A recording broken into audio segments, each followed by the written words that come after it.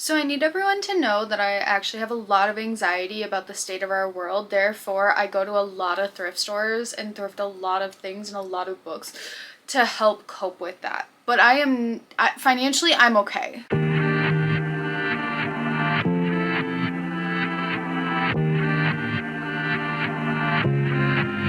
I need everyone to know that because I've been doing a lot of book hauls recently. And I'm sure you're probably wondering, Taylor, how do you afford all those books? I get them secondhand. Secondhand book shopping has always been one of my favorite things to do. I just happen to live near really good thrift stores now, and I have more disposable income because I'm splitting the rent with somebody, which is super nice. So today I have probably my biggest book haul that will ever grace my channel. All of these books are secondhand, and one of them was from one thrift store. I got 12 books. And then the other ones I got from a smattering of places from the week prior. So if you love book hauls, don't forget to give this video a like and subscribe to the channel for more content like this. I am posting a video every single day in December and would love to take you along with me for that. So with all that out of the way, let's get started. So I'm not going to take too much time per book because I do have a lot of books to talk about today. So let's get started. So the first book I have is Ovid's Heroides, and this is a bunch of letters to and from people throughout Greek history. They are fictional. Ovid gives voice to the heroes and heroines of epic myth, which I think is really, really interesting. Some of the letters include Penelope to Ulysses while he's out doing his Odyssey journey, like he's trying to get home from the Trojan War. We have Briseis to Achilles. We have Sappho to Phaon, which Sappho's the only characterization in this book that was actually a historical person. And I just think that this will be really cool and interesting. I'll definitely have to look up a few of these people. We have Paris to Helen, Helen to Paris. I'll have to look up a few stories and a few people, but I think overall this will be a really interesting read. Next, I have Lord Chesterfield's letters. This is an Oxford World Classics. These are letters that Lord Chesterfield wrote to his son, Philip, from 1737 onward.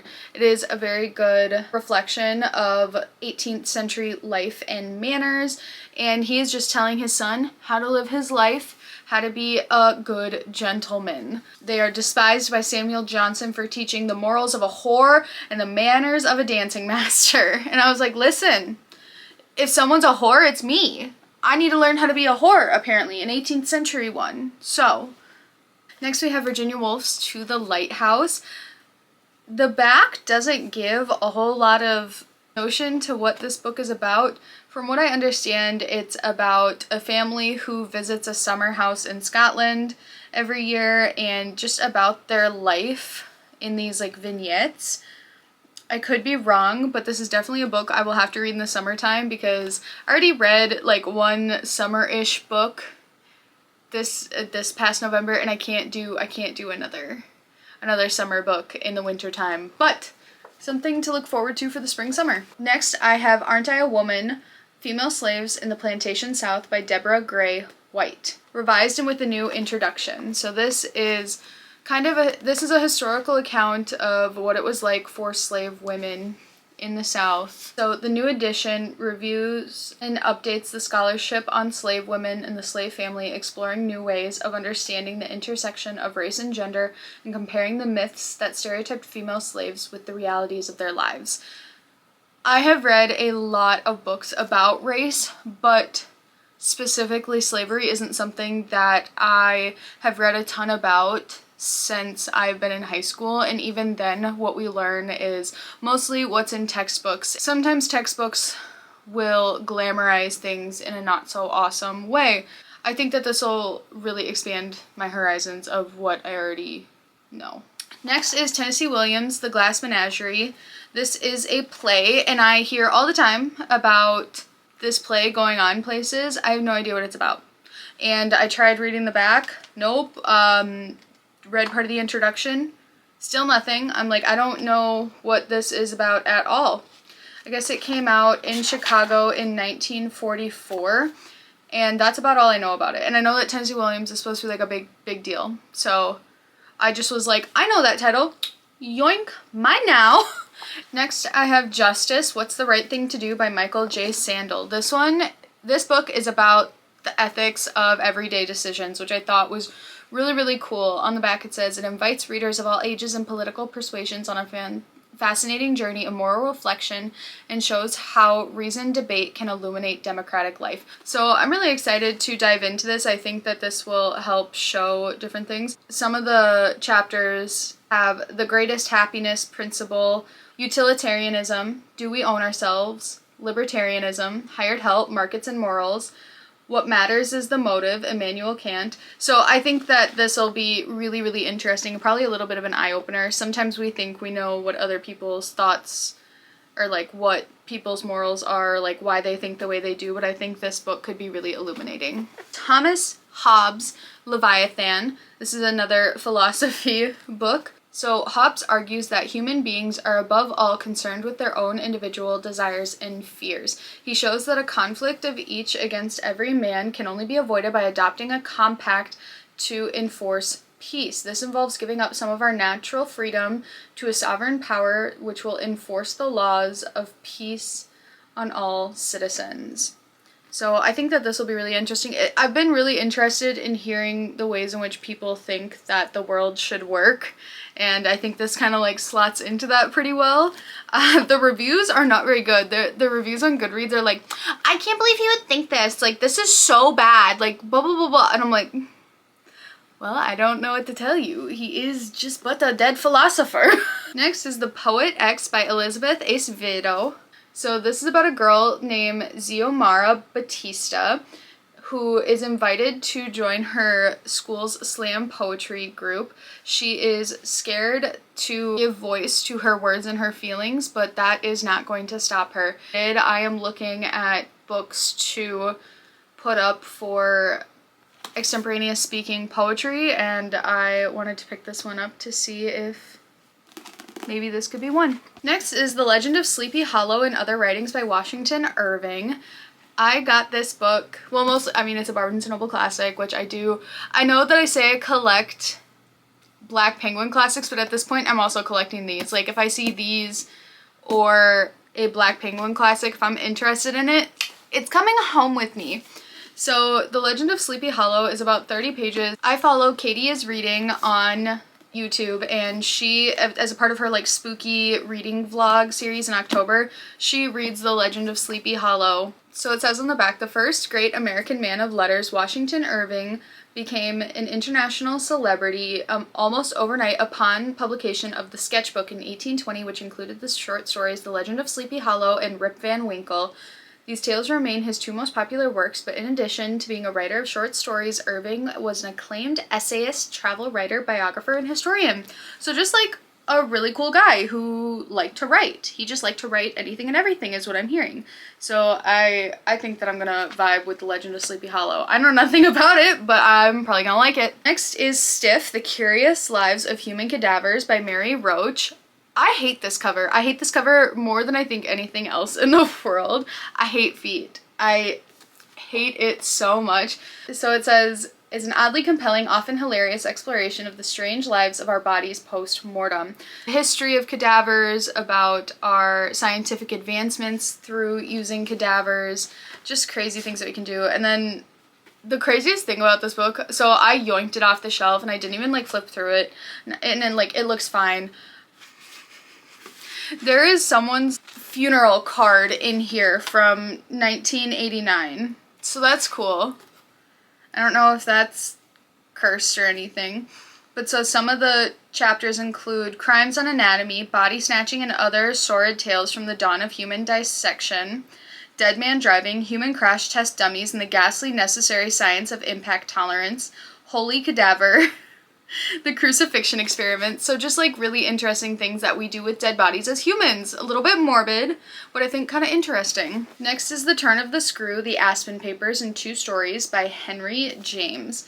So I heard about The Turn of the Screw from a booktuber. I can't remember which one, but she had mentioned that it was like a very odd ghost story. On the back here it says it's probably one of the most sophisticated ghost stories ever written, which finds a governess haunted by spirits that seem connected to the children in her care.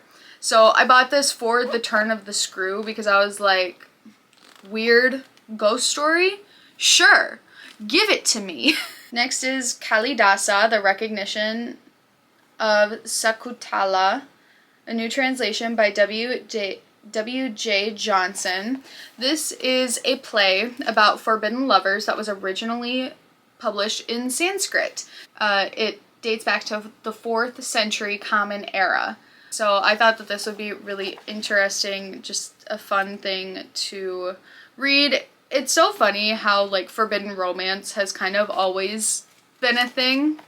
And I think that this would be, look at how cute that cover is too. I really do like that. So got that one. How to Be an Anti-Racist by Ibram X. Kendi. And I feel like this is pretty self-explanatory. I feel like I read a lot of books on race and the history of racism, and I feel like I know a lot about racism, but maybe how to combat it I'm a little bit lacking on, so I think that this will really help give me more tools on how to dismantle racism.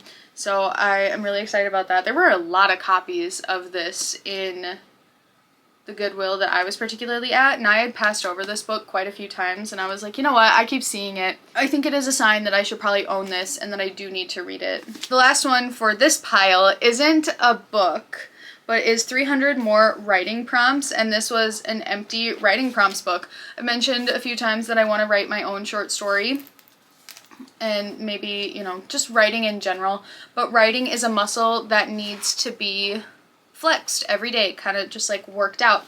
So I thought that something like this would help me just get writing, maybe just do once a day. So that is everything I have for this pile. This was from like Salvation Army and Goodwills, I believe. Oh, one left actually. So this last one is also a little bit of a workbook, because the next books I'm going to show you all came from the same place. So this is the Little Book of Wedding Checklists, all the lists and tips you need to plan the big day by Elizabeth McKellar. This is just kind of like a how to plan your wedding book. Chad and I are planning on getting married one day. We're planning on getting engaged next year. I'm really, really excited. So I just figured something like this would be good to have on hand. There are a few pencil markings, like someone definitely had this as their wedding planning book, but like I said, it is in pencil. I could easily just erase it. I'm really not too worried. It's not like it's completely marked up. It's definitely still usable.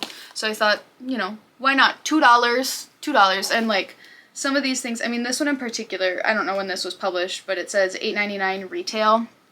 And I'm sure some people make big bucks in like wedding book planning industries. And then these next ones I all got from the Savers near us. I actually was inspired to do this because a book that I was planning on reading was no longer available at my library, and I thought that was a little sus. And I remember that I had seen the book at this specific Savers. That didn't mean that it was going to be there again or still be there. I just thought that I should go check it out, see if I could find this book. So the book in question is Night by Elie Wiesel. This is an account of Elie Wiesel's time in Auschwitz in 1944. This is actually starting to be studied more in schools in place of The Boy in the Striped Pajamas, which is good because The Boy in the Striped Pajamas is a novel. It is historical fiction, and at that it's not even really good historical fiction because it doesn't center the victims in the situation, it centers the oppressors, which is unfortunate. And it's also like just riddled with historical errors, and I do think that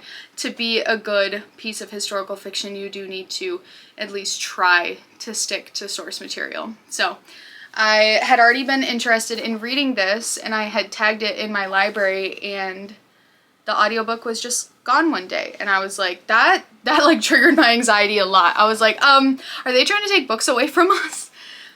Things are not great. The Rapid City Library in Rapid City, South Dakota is going from over $200,000 in federal funding to $85,000, and they are going to have to shut their doors multiple times a week and probably let people go and rely more on volunteer hours, and I'm very sad to see that. The Rapid City Library it's like actually very, very good, and they had a really good digital library system, and I'd be really sad to see the people of Rapid City no longer have access to that.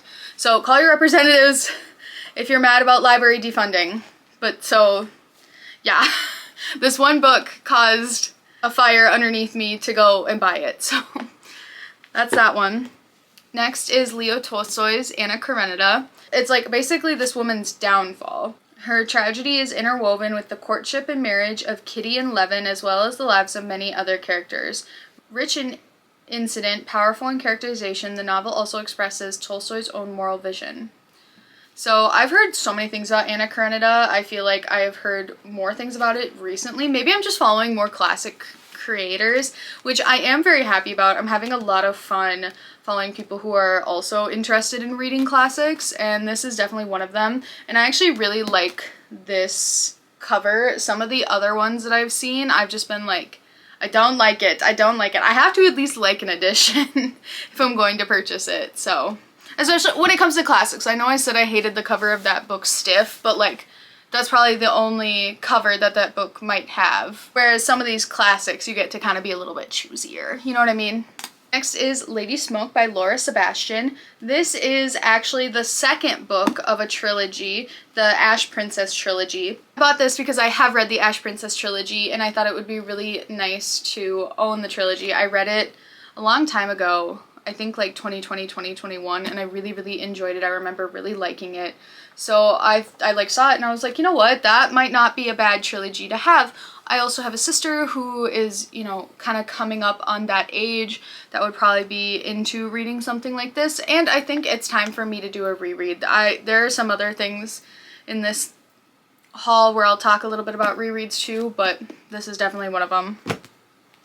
Next is The Woman in White by Wilkie Collins. This is a mystery thriller. So it starts out with our character Walter Hartwright and a ghostly woman dressed all in white who seems desperate to share a dark secret.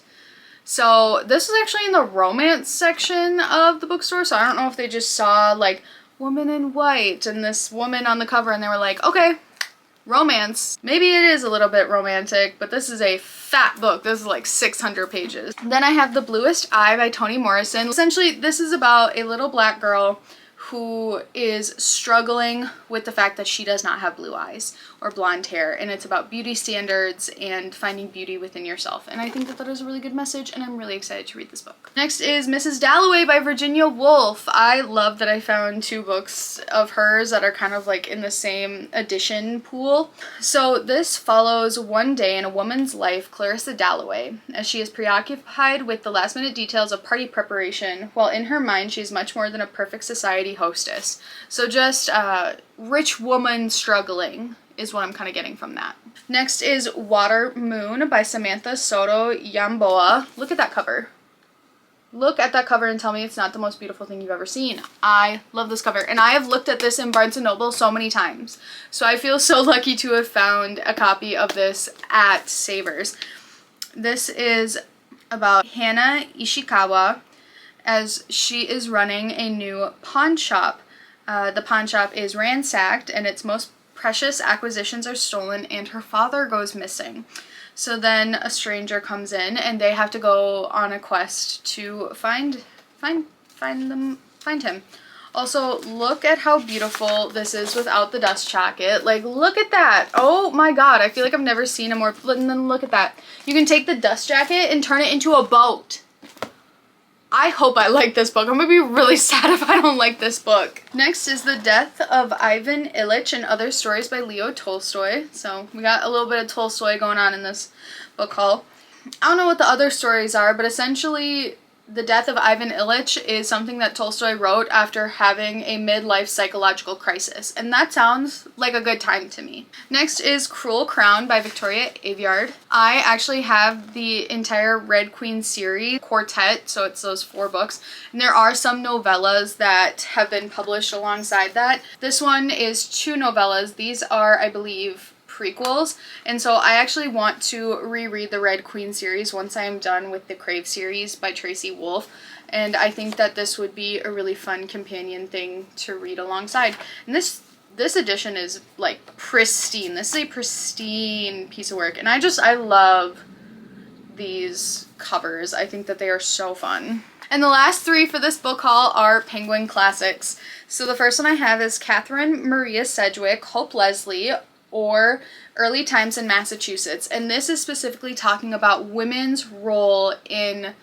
mid-17th century New England. Then we have Ken Kesey's One Flew Over the Cuckoo's Nest. This is a 1962 novel that has left an indelible mark on literature of our time. Story of a mental ward and its inhabitants, especially the tyrannical Big Nurse Ratched and Randall Patrick Murphy. And then I have this one, Lawrence Stern, The Life and Opinions of Tristram Shandy Gentleman. On the back it says, Lawrence Stern's great masterpiece of bawdy humor and rich satire defies any attempt to categorize it. Part novel, part discretion, its gloriously disordered narrative interweaves the birth and life of the unfortunate hero Tristram Shandy, a satire about a dude. That was a lot. Let me know if any of these books seemed interesting to you. I would love to know. And don't forget to give this video a like and subscribe to the channel for more content like this. And I will see you guys next time. Bye!